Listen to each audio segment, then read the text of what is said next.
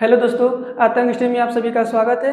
तो आज हम ब्रह्मांड की उत्पत्ति पढ़ने वाले हैं। ठीक है, तो सबसे पहले इतना देखिए कि ब्रह्मांड में पाया क्या जाता है। तो ब्रह्मांड में तारे, ग्रह, उपग्रह, गैलेक्सी, ठीक है, ये सभी पाए जाते हैं। तो इसका मतलब ये हम कह सकते हैं कि ब्रह्मांड में एक छोटे से कण के साथ साथ बहुत बड़ी बड़ी गैलेक्सियां भी मौजूद होती हैं। ठीक है, तो देखिए ब्रह्मांड की उत्पत्ति हुई कैसे। तो सबसे पहले इतना जान लीजिए कि आज से लगभग 13.7 अरब वर्ष, ठीक है, आज से लगभग 13.7 अरब वर्ष इतने पहले क्या था, जो हमारा ब्रह्मांड है वो एक गोले के रूप में था। ठीक है, एक गोले के रूप में था और उसके अंदर उसका घनत्व तो बहुत कम था। ठीक है, वो छोटे गोले के रूप में था, उसका घनत्व तो बहुत कम था, लेकिन लेकिन अब क्या है, उसके अंदर उष्मा और जो उसका ऊर्जा और तापमान बहुत अधिक था। उसके अंदर वह एक छोटे गोले के रूप में था और उसके अंदर क्या था, उष्मा और तापमान उसका बहुत अधिक था। उसके अंदर एनर्जी भी बहुत अत्यधिक थी। इसी कारण से इसका विस्फोट हुआ। ठीक है, ब्रह्मांड का इसी कारण से इसका विस्फोट हुआ। इसी को हम लोग कहते हैं बिग बैंग थ्योरी। ठीक है, बिग बैंग थ्योरी, महाविस्फोटीय सिद्धांत। ठीक है, इसको बताए थे सबसे पहले, कौन बताए थे? एब जॉर्ज लेमेंतेयर। ठीक है, एब जॉर्ज लेमेंतेयर सबसे पहले बताया थे कि इसका विस्फोट हुआ था। हमारे ब्रह्मांड का, जो हमारे ब्रह्मांड में सौरमंडल, गैलेक्सी सभी कुछ उपस्थित है, तारे वगैरह सब कुछ उपस्थित है, ये बताए थे कि सबसे पहले क्या था, इसका विस्फोट हुआ था। और ये पहले एक गोले के रूप में था, एक छोटे गोले के रूप में, जिसके अंदर क्या था कि उष्मा, ऊर्जा, तापमान उसका बहुत अधिक था। ठीक है, इसके अंदर तापमान, एनर्जी बहुत अधिक थी, लेकिन इसका घनत्व जो था वो बहुत छोटा था। इसी कारण इसका विस्फोट हुआ। जब इसका विस्फोट हुआ तो ये पूरा चारों तरफ बिखरा हो गया। ठीक है, पूरा फैल गया। अब किसी भी चीज में एनर्जी अधिक रहेगी और उसका केंद्र रहेगा, उसका केंद्र बहुत नजदीक रहेगा, तो क्या होगा कि वो फट के फैल जाएगा। ठीक है, तो कहीं कहीं ये ज्यादा चला गया, कहीं कहीं कम रहा। तो जहां जहां पे ज्यादा रहा वहां पे गैलेक्सी बन गई, तारे अत्यधिक बन गए। जहां पे कम बन गया वहां पे छोटे छोटे ग्रह होते हैं। ठीक है, तो देखिए इतना जान लीजिए कि जब ये विस्फोट हुआ तो इसका जो, अब ये कहीं पर भी फैलेगा, अब फैलेगा तो कुछ इसकी दूरी होगी, कुछ इसकी परिधि होगी, कुछ इसका व्यास होगा। तो बताया जाता है कि जो हमारे ब्रह्मांड का व्यास है, हमारे ब्रह्मांड का व्यास है वो लगभग 10 करोड़ प्रकाश वर्ष इतना दूर तक है। ठीक है, 10 करोड़ प्रकाश वर्ष। अब प्रकाश वर्ष होता है क्या है, तो प्रकाश वर्ष एक दूरी का मात्रक है, सबसे बड़ा मात्रक दूरी का प्रकाश होता है। जैसे हम लोग पढ़े होंगे कि सेमी होता है, मीटर होता है, किलोमीटर होता है, उसके बाद पास्कल होता है, उसके बाद प्रकाश वर्ष होता है। तो जो हमारा प्रकाश वर्ष है वो दूरी का सबसे बड़ा मात्रक है। ठीक है, तो देखिए एफ जॉर्ज लेमेंतेयर ने बताया था कि इसका विस्फोट हुआ था। और देखिए उसके बाद हमारे आए थे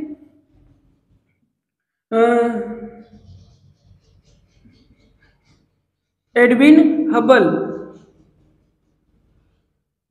ठीक है, एडविन हबल साहब, अब ये क्या किए थे, ये बताए थे, इन्होंने देखा था कि जो ये तारे हैं, गैलेक्सी है, इनके दूर अभी भी विस्तार जारी है।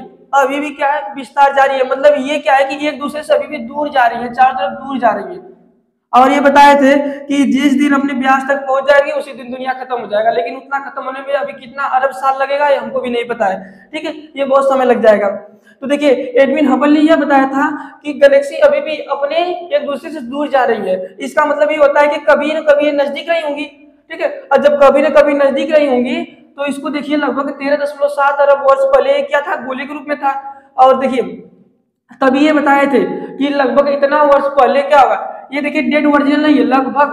ठीक है, 1515 करोड़ अरब भी इसको बोल सकते हैं, 13.7 करोड़ अरब। क्लियर है इतना? तो बताए थे कि इसका बिखराव अभी भी जारी है। इसका मतलब क्या होता है कि जब बिखराव अभी जारी है, कोई वस्तु क्या है, एक दूसरे से जब दूर जा रही है, इतना ध्यान दीजिएगा, कोई वस्तु जब एक दूसरे से दूर जा रही है तो कभी न कभी ऐसा हुआ होगा कि वो वस्तु एक दूसरे के पास रही होंगी। ठीक है, तो ये बताया जाता है कि ये ब्रह्मांड का जो बिखराव अभी जारी है, पूरा ब्रह्मांड पहले एक छोटे गोले के रूप में था और अब विस्फोट होने के बाद, जिसको हम महाविस्फोटीय सिद्धांत कहते हैं या फिर बिग बैंग थ्योरी कहते हैं, वो बताए थे एब्जार्च लेमेंटेयर ने, ठीक है। और विस्फोट होने के बाद जो इसकी दूरी बढ़ी वो लगभग 10 करोड़ प्रकाश वर्ष, हम इसको बोल सकते हैं 10⁸ प्रकाश वर्ष, इतना दूर वो हमारा ब्रह्मांड फैल चुका है। अब देखिए ये 13.7 जो दिया है, ठीक है,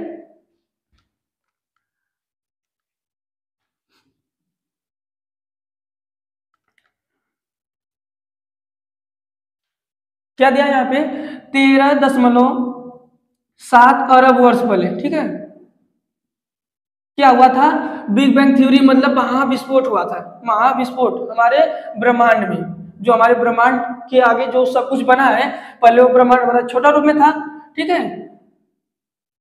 तो ये जो थ्योरी है ये लगभग 13.7 अरब वर्ष पहले हुई थी। अब जब ये इसके अंदर तापमान बहुत अधिक था, इसीलिए इसकी एनर्जी भी अधिक थी और ये फटा, तब इसको ठंडा होने में, जो धीरे धीरे ठंडा होने में लगभग 10.5 अरब वर्ष लग गए, ठीक है। लगभग कितना लग गया, 10.5 अरब वर्ष। अब 10.5 अरब वर्ष लग गया तो हम ये कह सकते हैं कि हमारा जो सौरमंडल है वो लगभग 5 अरब या 5.5 अरब बोल सकते हैं, ठीक है। 4.5 अरब वर्ष पहले हमारे सौरमंडल का धीरे धीरे निर्माण हुआ था। तो हमारे सौरमंडल का निर्माण होने में लगभग 4.5 अरब लग गए थे, ठीक है। उसके बाद तो इसमें सब कुछ बताया गया है, तो अभी सौरमंडल के बारे में अगले वीडियो में पढ़ेंगे। लेकिन अभी देखिए, अभी जब ये क्या हुआ कि विस्फोट होने के बाद, ठीक है, ये तो यहाँ पे बता दिया गया कि इसको ठंडा होने में कितना लगा, 10.5 अरब वर्ष लग गए, और हमारे सौरमंडल को बनने में लगभग 4.5 अरब वर्ष लग गए, ठीक है।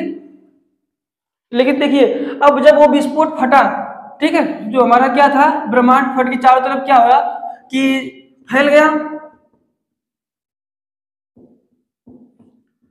ठीक है। तो देखिए यहाँ पे फैल गया, तो जब ये ठंडा होने लगा तो इसके अंदर निहारिकाएं बनने लगी। अब ये निहारिकाएं क्या होती हैं, एक तरफ से हम बता सकते हैं कि निहारिकाएं जो है तारों तथा ग्रहों और उपग्रहों को जन्म देता है, ठीक है। तो तारे तथा उपग्रह और ग्रह जब निहारिकाएं के अंदर पाने जाने लगी, ठीक है, तो जहां पर अधिक तारे थे उनको हम गैलेक्सी का नाम दे दिए, ठीक है, मंदाकिनी। उसको हिंदी में, गैलेक्सी को हिंदी में हम क्या कहते हैं, मंदाकिनी बोलते हैं, ठीक है। तो दे दे इसका नाम मंदाकिनी दे दिए, किसका, गैलेक्सी का। जो निहारिकाएं ठंडा होने लगी और इसके अंदर जो भी अत्यधिक तारे थे, जैसे तारे अब बिखरेंगे तो क्या होगा कि कुछ तारे एक जगह रहेंगे, कुछ दूर दूर चले जाएंगे, तो जहां पे अधिक तारे थे उसका नाम हम मंदाकिनी देने लगे। और जब इसका नाम गैलेक्सी पड़ा, तो देखिए अब गैलेक्सी के अंदर पाया क्या जाता है, गैलेक्सी के अंदर जो होते हैं हाइड्रोजन और हीलियम के धुएं होते हैं, जो सर्पिले आकार के होते हैं, मतलब कि वो धुएं लगभग सांप की तरह घूमे घूमे होते हैं, क्लियर है। हाँ, वो जो धुएं होते हैं, धुएं या फिर धुंध बोला जा सकता है, वो गैसें होती हैं, ठीक है। और वो गैसें होती हैं जो सर्पीली होती है, सर्प के आकार की होती हैं। और गैलेक्सी के अंदर जो पाया जाता है, वो गैलेक्सी के अंदर कई सौरमंडल होते हैं। तो जो उसमें से हमारा जो सौरमंडल है, उसको हम अपने सौरमंडल का नाम है हमारा सौरमंडल, जिसमें हमारे तारे का जो नाम है सूर्य, उसी का हम लोग सौरमंडल नाम रखे हैं, ठीक है। और देखिए इतना बताया जाता है कि एक ब्रह्मांड में अब जो स्थिति हमारे यहाँ हुई है, यही स्थिति कहीं और भी हो सकती है, लेकिन उसका कोई अंदाजा नहीं हम लोगों को। लेकिन इतना जरूर कर सकते हैं हम कि एक ब्रह्मांड में लगभग 100 अरब गैलेक्सी पाई जाती है, ठीक है। 100 अरब गैलेक्सी पाई जाती है एक ब्रह्मांड में। और ये भी बताया जाता है कि एक गैलेक्सी में लगभग 100 अरब तारे पाए जाते हैं, ठीक है। गैलेक्सी को मंदाकिनी बोलते हैं हिंदी में, मंदाकिनी, ठीक है। और यहाँ पे बताया जा रहा है कि एक मंदाकिनी मतलब एक गैलेक्सी में लगभग 100 अरब तारे पाए जाते हैं, क्लियर है ना, 100 अरब तारे पाए जाते हैं एक मंदाकिनी में। और देखिए यहीं पे होता है, अब गैलेक्सी भी हमको पता चल गया गैलेक्सी किस प्रकार की होती है, जिसमें अत्यधिक तारे होते हैं, ठीक है, अत्यधिक तारे होते हैं, जिसमें हमारा सौर परिवार भी है। और हमारी गैलेक्सी का नाम, जो हमारे सौरमंडल में, जिस सौरमंडल जहां स्थित है, उस गैलेक्सी का नाम है आकाश गंगा, ठीक है, आकाश गंगा हमारे गैलेक्सी का नाम है।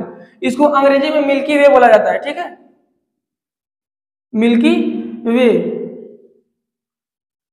इसको अंग्रेजी में मिल्की वे बोला जाता है। और आकाश गंगा का दूसरा नाम है जो कुछ खगोलिकों ने रखा था, उसका दूसरा नाम क्या है, दूसरा नाम है दुग्ध मेखला, ठीक है, दूसरा नाम इसका क्या है, दुग्ध मेखला।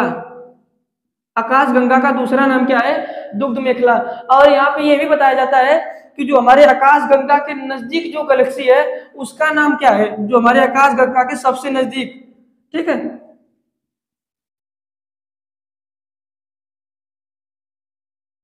ठीक है, हमारे आकाश गंगा के सबसे नजदीक जो गैलेक्सी है उसका नाम क्या है? उसका नाम है देवयानी। ठीक है, इस गैलेक्सी का नाम है देवयानी। क्लियर है इतना? देखिए, हमारे जो गैलेक्सी का नाम है उसका नाम है आकाश गंगा, और उसका जो दूसरा नाम है दुग्ध मेखला। एक दुग्ध मेखला नाम से बहुत कम लोग जानते हैं। ठीक है, ये ऑप्शन में क्वेश्चन पूछ सकता है। और इसको अंग्रेजी में मिल्की वे बोला जाता है, और इसके जो पास में है उसका नाम क्या है? देवयानी। क्लियर है? और हम कह सकते हैं कि एक ब्रह्मांड में लगभग 100 अरब गैलेक्सी पाई जाती है, और एक गैलेक्सी में लगभग 100 अरब तारे पाए जाते हैं, जिसमें हमारा सौरमंडल भी स्थित है। ठीक है, तो देखिए, जब ये ठंडा होने लगी तो निहार काहे बनी? ब्रह्मांड जब ठंडा, विस्फोट होने के बाद ठंडा हुआ था, निहार काहे बनी? निहार काहे के अंदर क्या जन्म लेता है? तारे, ग्रह तथा उपग्रह। ठीक है, जो निहार काहे के अंदर क्या होती है? गैलेक्सी होती है, तारे होते हैं, उपग्रह होते हैं, ये सब निहार काहे के अंदर पाई जाती है। क्लियर है? और गैलेक्सी क्या होती है? गैलेक्सी एक प्रकार से क्या है? तारों का झुंड है।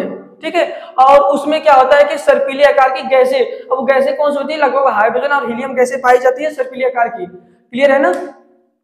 और हमारे सौरमंडल का जो उद्गम हुआ वो लगभग बता दिए हम, लगभग कितना है? 5.5 अरब वर्ष पहले। ठीक है, अरब वर्ष। हाँ, और ब्रह्मांड 13.7 अरब वर्ष पहले कैसे था? तो ये गोले के रूप में था। जब ये फटेगा तो कुछ दूरी तक फैलेगा, तो इसका व्यास कितना बताया जाता है? इसका व्यास बताया जाता है 10 करोड़ अरब वर्ष, 10 करोड़ प्रकाश वर्ष। ठीक है, 10 करोड़ प्रकाश वर्ष को हम अगर गिनती में लिखना चाहें तो लिख सकते हैं 10⁸ प्रकाश वर्ष। क्लियर है? और जब ये फटा तो इसको ठंडा होने में 10.5 अरब वर्ष लग गई। कितना समय लगा? 10.5 अरब वर्ष। क्लियर है? कोई दिक्कत नहीं?